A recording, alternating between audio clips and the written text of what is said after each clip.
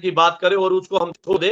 ऐसे में लगातार इस बात को लेकर भी चर्चा है, क्योंकि ये बात सामने आई है, क्योंकि जिस तरह से खालिस्तानी लगातार जो पंजाबियों को बड़गलाने का काम करते हैं, पंजाब के विरुद्ध काम करने हैं, पंजाब को तोड़ने का काम करते हैं, तो उनके ऊपर अब कार्रवाई की सीधे तौर पर वो समय आ गया है कि उनके ऊपर कार्रवाई की जाए। विक्रम पासी जी हमारे साथ है। पासी जी, आपको नहीं लगता ये लोग जो पंजाब को खालिस्तान बनाने की बात करते हैं, आपको नहीं लगता कि पंजाब के लिए इनकी क्या देन है, पंजाब के लिए इन्होंने क्या बलिदानी दी है, पंजाब के लिए उन्होंने कौन सा ऐसा किया है? जैसे अभी सुखजिंदर सिंह कोहनी बता रहे थे कि 84 के दंगों में जो दंगा पीड़ित थे उनकी कितनी मदद की है। ऐसा तो कुछ नहीं किया, लेकिन भारत को तोड़ने की बात करते हैं, पंजाब को तोड़ने की बात करते हैं। पासी जी, देखिए जजबीर सिंह जी, इनका पंजाब में देन कुछ नहीं है। इन्होंने अपने परिवारों को पाला है, इन्होंने विदेशों में सेटलमेंट्स ली हैं, इन्होंने विदेशों में अपनी जायदादें बनाई हैं। पंजाब को तो इनका नुकसान ही हुआ जो ये खालिस्तान की या देश तोड़ने की बात करते हैं। आपको याद होगा कि जिस वक्त ये खालिस्तान की आवाज शुरू की गई, वो एक राजनीतिक चालें थी। उससे पहले पंजाब पर कैपिटा इनकम में पूरे देश के अंदर महाराष्ट्र से कंपीट करता था। पंजाब के अंदर अच्छी खुशहाली थी, पंजाब के अंदर इंडस्ट्री थी, पंजाब में अमृतसर से लेकर राजपुरा तक हर शहर की एक अपनी इंडस्ट्रियल बेल्ट थी, इंडस्ट्रियल स्पेशलिटी थी। अगर लुधियाना होजरी के लिए था तो जलंधर स्पोर्ट्स के लिए था, राजपुरा साइकिल इंडस्ट्री थी, गोविंदगढ़ लोहा इंडस्ट्री थी। इन लोगों की इन्हीं कुटिल चालों की, घटिया बातों की, मैं स्पष्ट कहूंगा गलत बातों की वजह से पंजाब का माहौल खराब हुआ। उसके बाद हमारी इंडस्ट्री चली गई, जिसको कहते हैं कैपिटल फ्लोट करना। पंजाब की पर कैपिटा इनकम पीछे चली गई, पंजाब की खुशहाली को जो कहते हैं ग्रहण लगा। आज तक हमारे बच्चे उससे उबर नहीं पाए, विदेश जा रहे हैं, हमारी इंडस्ट्री यहां से चली गई थी।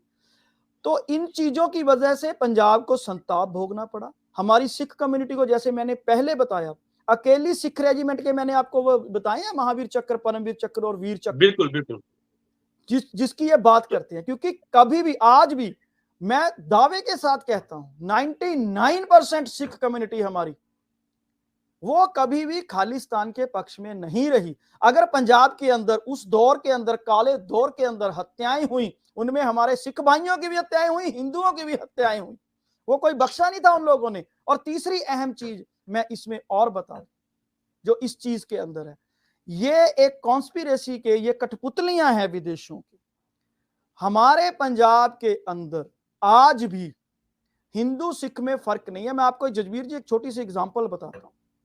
मैं पतित सिख हूं, मैंने नाम से केस रखे हैं। वैसे तो गुरपतवंत पन्नू भी पतित सिख है, वो कौन सा पूर्ण सिख है जो बात कर रहा है? दूसरी बात मैं आपको बताता हूं, मेरी सिस्टर पूर्ण सिख परिवार, बेदी परिवार में उसकी शादी हुई है। मेरे सके भतीजे की शादी सोडी परिवार में हुई है, पूर्ण सिख परिवार है, अनंतपुर साहब से।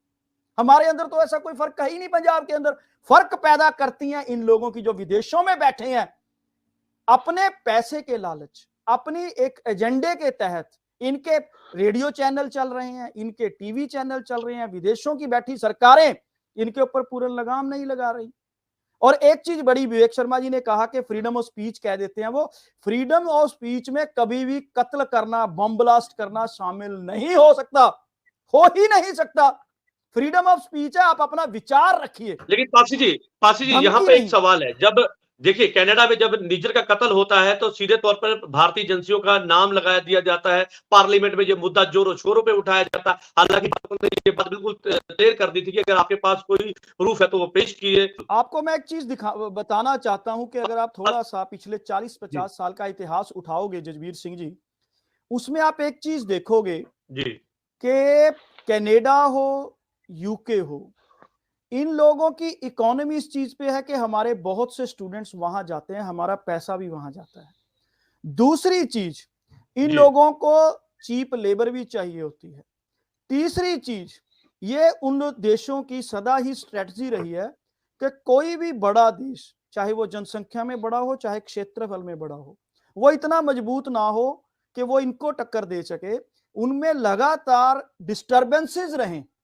आप किसी भी ठीक है। देश की एग्जांपल देख लीजिए, ये जो कंट्रीज हैं, जो develop, so called developed countries हैं, इनमें ये एक दो देश ऐसे हैं जो लगातार, चाहे पाकिस्तान में आईएसआई के जरिए, चाहे ठीक है। हमास के जरिए, चाहे हिजबुल्लाह के जरिए, कहीं भी आप देखोगे जो विदेशी बड़ी कंट्रीज हैं वो इंटरफेरेंस करती रहती हैं। अब इनको भारत से क्या लगा कि भारत अपने कदमों, अपने पैरों पे पिछले 40-50 साल से, क्योंकि जैसे पंजाब ने एक फूड का जो प्रॉब्लम थी उसको सॉल्व किया। पंजाब जब हिंदुस्तान में अकाल पड़ा तो उसके बाद हरी क्रांति के रूप में पंजाब ने लगातार जो है धान की फसल को उगाया, अपना पानी भी दिया। पंजाब हिंदुस्तान के अंदर अकाल की समस्या को काफी हद तक दूर किया। इंडस्ट्री में हिंदुस्तान आगे बढ़ रहा था, पंजाब बहुत आगे बढ़ रहा था, तो माहौल खराब करवाया गया। ऐसे ही अब भी ये जो पीछे बैठे होते हैं ना जी, ये बड़ी कंट्रीज हैं, जैसे कनाडा को कहता है कि हम डेवलप्ड कंट्री हैं, लेकिन उसको ये भी पता है कि बहुत सी उनकी जो बजट की प्रोविजंस हैं वो इसलिए पूरी हो रही हैं क्योंकि बाहरी देशों से बच्चे वहां जा रहे हैं आईलेट्स करके, काम के लिए, स्टडी के नाम पे। वो लगातार अगर पंजाब हमारा शांत प्रिय है, अगर पंजाब में ये चीजें बंद हो जाए, हमारा बच्चा बाहर ना जाए, कितना पैसा हमारा यहाँ रुकता है। उसके बाद हमारी इंडस्ट्री आ जाए, हमारी इंडस्ट्री आ रही है, नहीं, बिल्कुल, अगर इंडस्ट्री आ जाए, बिल्कुल पासी साहब मैं इस बात से सहमत हूं, क्योंकि पैसे के लालच में ये लोग देश को तोड़ने की बात करते हैं, और बाकी के दो देश हैं, जो बड़े देश की हम बात कर रहे हैं, वो भारत से इस तरह से जो बातें करते हैं कि हम आपके साथ हैं, लेकिन ऐसे में उनके देश में बैठकर अगर कोई खालिस्तान की बात करता है, देश को तोड़ने की बात करता है, तो उस पर कार्रवाई करने के बजाय फ्रीडम ऑफ स्पीच कह दिया जाता है। हमारे साथ में सुखजिंदर सिंह कोनी हमारे साथ है।